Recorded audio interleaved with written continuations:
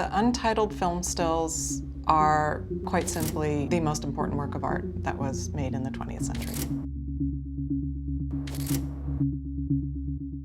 A great work of art for me is a work of art that has resonance in the time in which it was made, so in this case in the 1970s, but then also has resonance in other times, in the times that we live in now. She's, you know, an artist I've thought about many times, thinking like, oh, how do I evoke kind of like all of these things and bring them together? And I remember very distinctly having this experience that they had always existed, right? Like this was like the quintessential example of photography. She leaves space for the viewer to insert themselves and to see who they are in the context of that image. The untitled film stills are 70 photographs. Each one of them is absolutely fabulous on their own, but they have their meaning really comes into focus when you see them as a whole.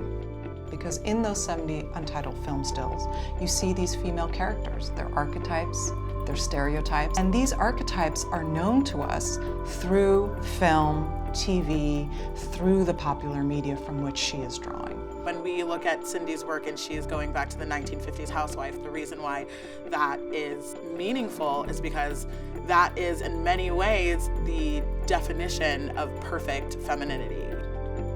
There's a malleability to the way that we assign identity to clothing that is really interesting to play with as a fashion editor, and that I think Cindy taps into throughout all of her work. The untitled film stills are all about how we present ourselves and how identity is malleable, how identity is constructed.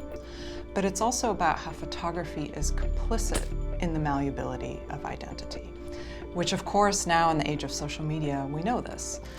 How when we're performing a certain part of ourselves for the camera, whether it's a still camera or moving camera, whether it's TikTok or Instagram, that camera is a tool that's complicit in how we understand identity today. With social media, you're basically constantly bombarded for options for how to be or how to live. You're constantly being fed images, and you have to make a choice about what you're going to do with those images.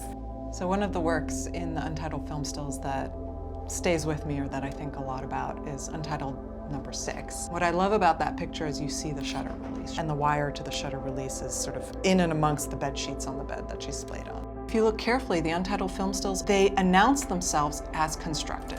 And these small details are really important, not only the critique of the roles that women have to play, but also the critique of photography and film. I admire her marriage to her medium. I feel like I've seen the type of camera that she uses change, but it's still a camera. She's staging a photograph and taking a photograph.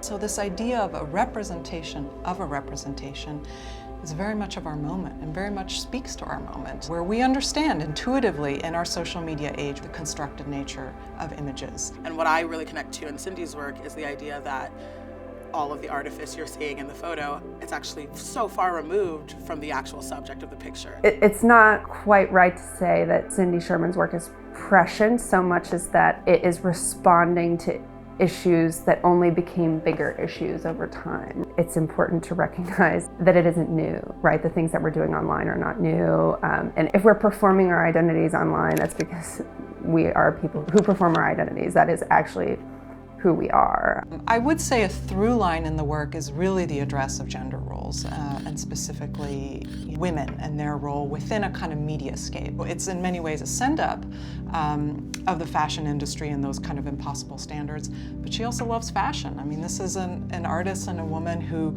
intuitively knows how dress, location, makeup, hair all have a really important role to play in communicating who we are, who we want to be. So it's much more complicated than just a critique. It's also a love letter to fashion in many ways. The tension between identifying the true self and figuring out the way that fashion works in your life to project something that is maybe fabricated or other than your truest self is something that's really interesting to play with artistically and pictorially when we're taking fashion images, and is also so prevalent in Cindy's work.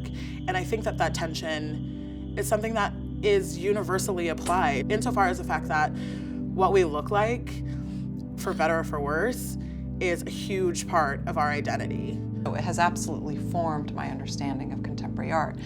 But if I really reflect on it, it's also formed my understanding of who I am as a woman, this understanding of, the roles that we play, that we have to play, that we don't want to play, the roles that we push against, and also the way in which mediation or the media photography of film are so complicit in all of this. I mean, I think Cindy's influence is immeasurable. I see her work in so many other artists' work.